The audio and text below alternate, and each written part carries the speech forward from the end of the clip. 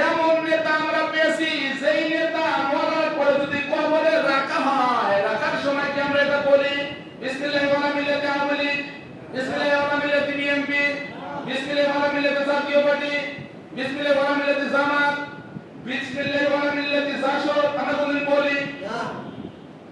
আপনি কোন দল করেন ভাই? আপনার চিন্তা করা দরকার যে নেতা দুনিয়াতেও চলে, আখিরাতেও চলে, কবরেও চলে।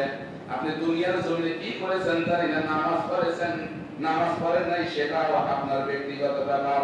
ইসলামে আন্দোলন করেন নাই, কোরআনের বিরুদ্ধে কথা বলেছেন, মসজিদ মাদ্রাসায় দেখতে পারেন হুজুর করে দেন আর শরীরে চুলকানি বাসে। কিন্তু আপনি দেখবেন মানুষ যখন মরে যায়, মরে যাওয়ার সঙ্গে সঙ্গে কবরে রাখিয়া বুকের উপর হাত রাখিয়া কি বলে? বিসমিল্লাহি ওয়া আলা মিল্লাতি, জানেন না? বিসমিল্লাহি ওয়া আলা মিল্লাতি।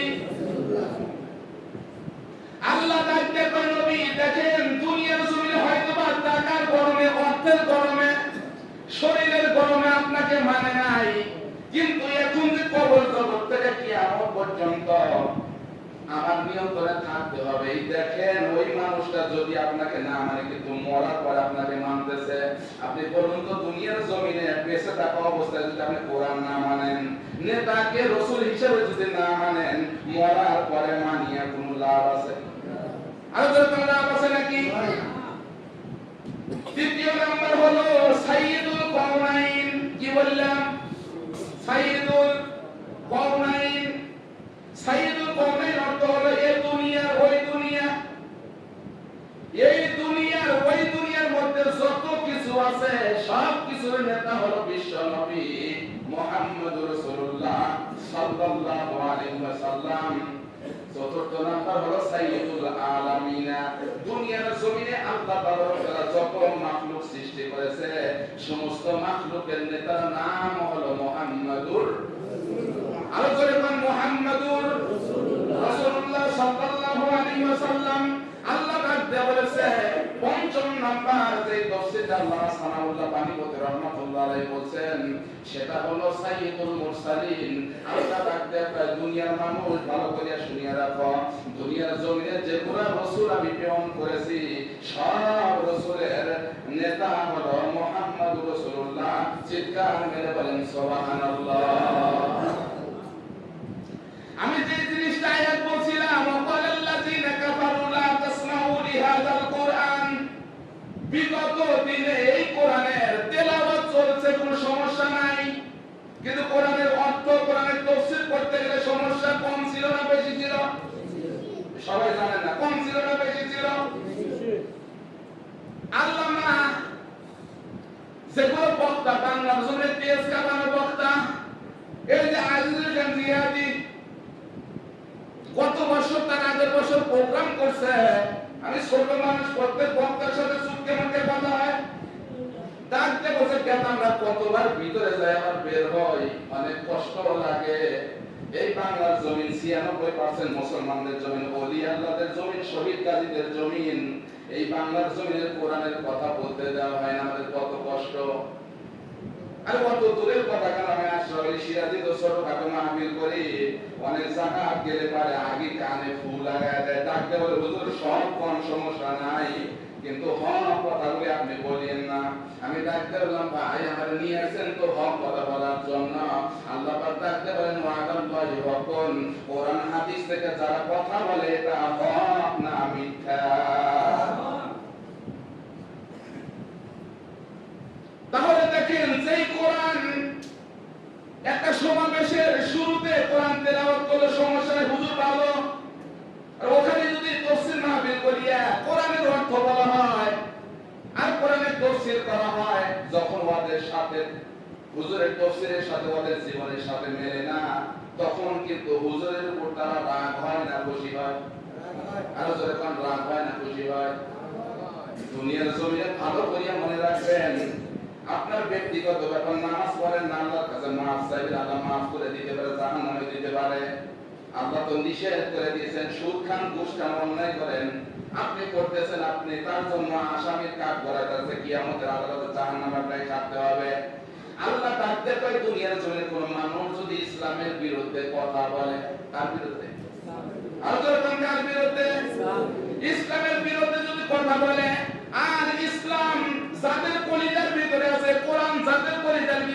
ওয়ালা যদি ওদের বিরুদ্ধে যদি কথা বলে, আল্লাহ তাদের নবী পৃথিবীর মানুষগুলোকে জানালেন, যারা বিরোধিতা করে তাদের বিরুদ্ধে আমি আল্লাহ জিহাদ ঘোষণা করি। আপনি বলুন তো, দুনিয়ার জমিনের মানুষের সাথে যদি আল্লাহ জিহাদ ঘোষণা করে, কোন মানুষ কি দুনিয়ার জমিনে থাকতে পারবে? আরো যখন থাকতে পারবে? এই বাংলাদেশের নমুনা। অনেক মানুষ রাগ করতে পারে, হুজুর রাজনীতির কথা কন। এমনও মানুষ ছিল ডাকতে বলেছে, হায়াত কয়দিন আমি আসতে পারি, এখানে কথা বলতেছি, এক সেকেন্ডও নাও বাঁচতে পারি থাকে, সেই কিন্তু গিয়ারে থাকে। কথা ঠিক না নাকি? ওবাইদুল কাদের দাদা বলল খেলা হবে। আচ্ছা আপনি বলুন তো, সিয়ারে থাকতে বলছে না সিয়ার থেকে নেমে বলছে? গিয়ার আছে। এই সিয়ারে যে থাকে সেই বলতে পারে খেলা হবে। সিয়ার থেকে যখন নেমে গেল, আল্লাহর কসম করে বলি, নেমে যাওয়ার সঙ্গে সঙ্গে ওই ওবাইদুল কাকার চেহারা আজ পর্যন্ত কি দেখা গেছে? সিয়ারের অনেক দাম। যে জিনিসটা বলতেছিলাম সেটা হলো, প্রত্যেক পদে পদে নিজের লোক। একটা ছোট্ট ঘটনা বলি। ফেরাউন, এই নামটা আপনাদের পরিচিত না অপরিচিত? মানে জানেন না আপনারা? ফেরাউন এই লোকটা পরিচিত না অপরিচিত? উনি চিন্তা করলো এসিয়ারে বসে থাকলে ভালো থাকে, রাজা প্রজা কত কিছু পুলিশ প্রশাসন পাহারা দেয়, বিদেশে যায় সবসময় চিকিৎসা, টাকা পয়সা ধনদৌলতের অভাব নাই, আমি যেটা করি ওটাই হয়, এসিয়ার কি সারা যায়? ফেরাউন মনে মনে চিন্তা করলো একটা কাজ করতে হবে, মিশরের জমিনে আমি বাদশাহ কিয়ামত পর্যন্ত থাকবো। আপনি বলুন তো, মানুষ কি কিয়ামত পর্যন্ত বাঁচে? আর কোন ছিল হামান, ও কি ভালো মানুষ? শয়তানের কাছে কি থাকে? ভালো না থাকে। আল্লাহ নবী জানিয়েছে, মান তাশাব্বা বিকওমিন ফাহুয়া মিনহুম। দুনিয়াতে যার সাথে যার চলাফেরা, কিয়ামতে তার সাথে তার হাসর। আপনি এটা চিন্তা করে দেখেন, দুনিয়াতে আমার চলাফেরা কার সাথে? আমি জান্নাত পাবো না জাহান্নাম পাবো? কথা ঠিক না? একদিন ফেরাউন হামানের কাছে বসে বলতেছে, শোনো, মনে মনে চিন্তা করছি আমি খোদা হতে চাই। নাউজুবিল্লাহ, আসতে কোন কি হতে চায়? আসল না নকল? হামান ডাক দিয়ে বলল, যে প্রস্তাব তুমি রাখছো খারাপ প্রস্তাব রাখো নাই, তবে বলতেছে যে হামান তুমি একা আমাকে একটু বুদ্ধি দাও। বলে বুদ্ধি করে দেবো, এটা জনগণের মাঝে আগে প্রচার করে দাও। ডাক দিয়ে বলল, অদ্ভুত ব্যাপার। সকালবেলা উঠে ডাকতে বললো, এ জনগণ শোনো, আমি তোমাদের কি ডাকতে আপনার বাদশাহ। ডাকতে বলে, শুধু বাদশাহ নয়, আমি হলাম তোমাদের খোদা। আমি তোমাদের কি? নাউজুবিল্লাহ কোন? লম্বা ঘটনা। প্রজারা পানি চেয়েছিল, অনেক লম্বা ঘটনা দিতে আমার বোঝানোর জন্য বলছি। জনগণ এক একজন এক এক চিন্তিত, কেন এই লোকটা বাদশাহ খোদা হয় কেমন করিয়া? আল্লাহ তাবারক ওয়া তাআলা দুনিয়ার জমিন চালায়, আসমান দিছে, জমিন দিছে, গ্যাস দিছে, অক্সিজেন, কত কিছু আল্লাহ তাবারক ওয়া তাআলা ভালো কাজ করছে। একজন মানুষ যা ডাকতে বলতেছে, আপনি যদি খোদাই হন, ছোট একটা পরীক্ষা করে। কি পরীক্ষা? বলে পরীক্ষাটা করবে ইব্রাহিম আলাইহিস সালাতু ওয়াস সালাম কে না মুসা আলাইহিস সালাতু ওয়াস সালাম। মুসা আলাইহিস সালাতু ওয়াস সালাম ডাকতে বলল, শোনো, আপনার কাছে একটা জিনিস আমি বলতে চাই। বলে কি জিনিস বলতে চান? বলে আপনি যদি খোদা হন, তাহলে আল্লাহ তাবারক ওয়া তাআলা জীবন দ্বিতীয় বার আবার মৃত্যু পারে না? ডাকতে বলছে, আমি দিতে পারি। বলে কেমন করিয়া? ওদেরকে ডাকতে বলছে, দুজনকে নিয়ে আসলো। কয়েকদিন দুজনকে নিয়ে আসলো, একটা জব করে দিল, মরে গেল, একটা ছেড়ে দিল, জীবন দিল, আমার মরণ দিল। এর মতো শয়তান কি আর কোনদিন আছে? মুসা আলাইহিস সালাতু ওয়াস সালাম ডাকতে বলল, আপনি যদি সত্যি খোদা হন, যে আল্লাহ পূর্ব গগন থেকে সূর্য উঠে পশ্চিমে তাকায়, আপনি যদি খোদা হতে পারেন, তাহলে বিশ্বাস করব যে আপনি ওই পূর্ব গগন থেকে পশ্চিমে সূর্য আপনি তাকান, তাহলে খোদা আমি স্বীকার কথা স্বীকার করব না। আপনি বলুন তো, ফেরাউনকে তাম পৃথিবীর সব মানুষ যদি ফেরাউন হয়, এটা কি করা কোনোদিন সম্ভব? লম্বা ঘটনা ওদিকে আমি যাব না। দুইজন আমার পরামর্শ করলো, হামানকে ডাকতে বলল, ভাই আমি যে খোদা দাবি করেছি, আমি একবার মরণ পর্যন্ত ক্ষমতায় থাকতে চাই। ডাকতে বলল, টেনশনের কোনো কারণ নাই, আমাকে 40 বছর সময় দেন। কয় বছর? আমার বলতে আমাকে 40 বছর সময় দেন, এই 40 বছরের মধ্যেই সব মানুষ গোমরা হয়ে যাবে, উপরে যে আল্লাহ সুবহানাহু পাক কি আপনাকে সেজদা করা শুরু করে দেবে। নাউযুবিল্লাহ। তখন শয়তানি এমন শয়তানি। এবার ফেরাউন ডাকতে বলে, হামান বলো কি কি করতে হবে? বলে প্রথম 10 বছর আপনাকে কাজ করতে হবে। কি কাজ? প্রথম 10 বছর কাজ হলো আল্লাহ তাআলা আসমানি যত কিতাব দুনিয়াতে নাযিল করে দিয়েছে, এই কিতাবগুলি সব পুরো সরকার করে নদীতে ভাষায় দিতে হবে। বুদ্ধিটা খুব ভালো, ভালো না ভালো? এরা প্রথম কালকে প্রথম হলো এই 10 বছর আপনাকে এই কাজ করতে হবে। বলে তারপরে বলে আরো 10 বছর, এ 10 বছর 30 বছর পরে যে 10 বছর আছে, এই আসমানি কিতাব যাদের কলিজার মধ্যে আছে, যারা শিক্ষক, তাদেরকে ধরে বয়ারখানার মধ্যে এনে জবাই করে করে দুনিয়া থেকে বিদায় করে দেওয়া লাগবে। এটা কি খুব ভালো জিনিস? যে জিনিসটা বিগত দিনে হয়েছে না হয় না? এই তো কথা হয়েছে না হয় না? হেফাজতে ইসলাম কি করেছিল? আপনি সেখানে গেছে, সমাবেশ করতে ভালো কথা, রাত 4টার সময় আপনি চিন্তা করছিলেন কোরআনে কারীম আসমানি কিতাব যা আছে সব ফিনিশ করতে কি পেরেছে? রাত 4টার সময় আহারে গুলি আর গরম পানি দিয়ে মেরে ফেললেন। হেফাজতে ইসলাম ডাকতে বলছে, আল্লাহ বলেছেন ইউরিদুনা লিউতফিউ নূরাল্লাহি বিআফওয়াহিহিম আল্লাহু মুতিম্মু নূরিহি ওয়ালাউ কারিহাল কাফিরুন। আল্লাহু আকবার। আল্লাহ সবই ডাকতে বলছে, কয়জন মারছে সমস্যা নাই। আল্লাহ ডাকতে বলছে, দুনিয়ার জমিনে কোরআনের আলো আল্লাহ জ্বালাবে। কাফের বেঈমান যতটা হোক আল্লাহর আলো জ্বলবে না নিবে? জ্বলবে। তাহলে বোঝা গেল ফেরাউনের যে চক্রান্ত আমাদের অতীতের ঠিক একই চক্রান্ত সমস্যা। আমার সময় শেষ, ডাক্তার ঠিক আছে আর 10 বছর এই শিক্ষকগুলোকে আসমানি কিতাব তাদের পরিজাতে মেরে ফেলবো। তৃতীয় নাম্বার কাজ কি? বলে তৃতীয় নাম্বার যে 10 বছর আছে, এই 10 বছর হলো অবাধে নারী পুরুষ একসাথে মেলামেশা করবে বিয়া ছাড়া। আপনি বলুন তো, বিয়া ছাড়া যেগুলো পোলাপান দুনিয়াতে সবগুলা কি বৈধ? কথা বৈধ? আমি অত দূরে যাব না। অবৈধ সন্তান যে বলা তফসির বিকাশের রহমাতুল্লাহ বলছে, অবৈধ সন্তান যে বলা বলতে হবে না, তার বাপ মা বলে বলতে হবে না। এটা কাসির রহমাতুল্লাহ বলছে, অবৈধ সন্তান যে বলা হয় ওগুলোর মধ্যে 9টা খাসলত যদি পাওয়া যায়, আপনি 100 বার বিরাট দিয়ে বলবেন এই ছেলেটা অবৈধ, এর কোনো বাপ মায়ের পরিচয়।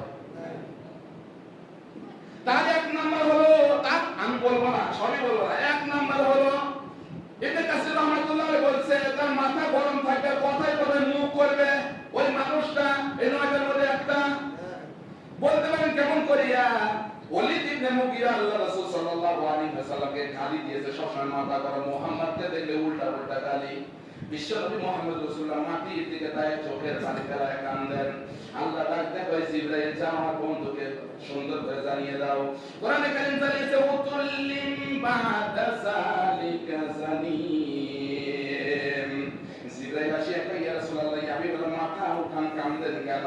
আপনাকে ওয়ালিদ ইবনে মুগীরা আপনাকে গালি দিয়েছে, আপনি জানেন না ওর বাবার পরিচয় নাই। আপনি তাকে জিজ্ঞাসা করেন যে তোর বাবার পরিচয়, তুই তো যার সন্তান। আল্লাহর নবী সঙ্গে সঙ্গে উঠিয়া চোখের পানিটা মুছে ডাকতে বলি, ইবনে মুগীরা তুমি তো ভালো মানুষ না, তুমি তো যার সন্তান। মেজাজ ওয়ালিদ ইবনে মুগীরা ঠান্ডা না গরম? এত গরম হয়েছে, ডাকতে বলতে মুহাম্মদ রাসূলুল্লাহ আপনি কি জানেন আমার বাবার পরিচয় কি, মার পরিচয় কি? বিশ্বনবী ডাকতে বলল, তুমি যাও তোমার মার কাছে বলো যে আমার বাবাকে। সঙ্গে সঙ্গে ওয়ালিদ ইবনে মুগীরা চলে গেলেন বাড়িতে। যা ডাকতে, মা তোমার কাছে একটা কথা বলি, বিশ্বনবী মুহাম্মদ রাসূলুল্লাহ পৃথিবীর জমিনের মধ্যে যতগুলি কথা বলছে, সত্য কথা বলছে না মিথ্যা কথা বলছে? সব সত্য কথা বলছে। মা ওটাই যদি সত্য হয় তুমি আজকে বলো আমার বাবাকে। মা নিচের দিকে মাথা দিয়ে ডাকতে বলছে, কে? বিশ্বনবী কি বলছে? তার সন্তান বলছে। মা ডাক দিয়ে কয়, ওয়ালিদ ইবনে মুগীরা তুমি জানো না মুহাম্মদ রাসূলুল্লাহর মুখ দিয়ে যেটা বের হয় ওটাই সত্যি কথা বের হয়। সুবহানাল্লাহ। এ বাবা তুমি জানো না তোমার বাবা ব্যবসার কাজে বাইরে গিয়েছিল, তোমার বন্ধুকে তোমার বাবার বন্ধুকে তুমি তখন হও নাই। আপনি বলুন তো, একটা নারী একটা পুরুষ যদি এক জায়গায় থাকে সেখানে অ্যাক্সিডেন্টের ভয় আছে না নাই? কথা আছে না নাই? এই বাংলাদেশে তুমি কত সিস্টেম, শিশু পার্ক, একদিন শিশু পার্কে ঢুকে দেখি আরে শিশু নাই, খালি শিশুর খালা আর শিশুর মামা। কথা বলতে কি বেটে? যেখানে শিশুর খালা আর শিশুর মামা থাকে ওখানে অ্যাক্সিডেন্টের ভয় আছে না নাই? এইভাবেই মুসলমান জাতির ঈমান নষ্ট হয়ে গেছে। আমি ওদিকে কথা বলবো না। ও বন্ধুরা আমার, ভাইরা আমার, 30 বছরের জায়গায় তাই ওই 10 বছরের ডাক্তার আমাদের মেলামেশা করায় দেন, বিয়া ছাড়া এই মিশর জাতিকে সুন্দর করে আপনি কাজ করায় দেন। যখন এই কথা বলছে, বলার সঙ্গে সঙ্গে ডাক্তার বলতে আমার তো 10 বছর আছে, বলে 30 বছরের মধ্যে যেগুলো সন্তান হবে সব সন্তান অবৈধ, আর অবৈধ সন্তানের কাজই হলো হক জিনিস ছাড়ে দিয়া যেটা বেহাত ওটাকে বাংলার পৃথিবীর জমিনের মধ্যে প্রতিষ্ঠিত করবে। কথা বলেন ঠিক না বেটি? বাংলার জমিনে কিছুই বুঝলাম না। টাকা পকেটে গেলে ভোট হয় দিনে, 15 বছর দেখলাম ভোট হয় রাইতে। কথা ঠিক না বেটি? আমি এগুলো কথা বললেই বলে মানে বাংলা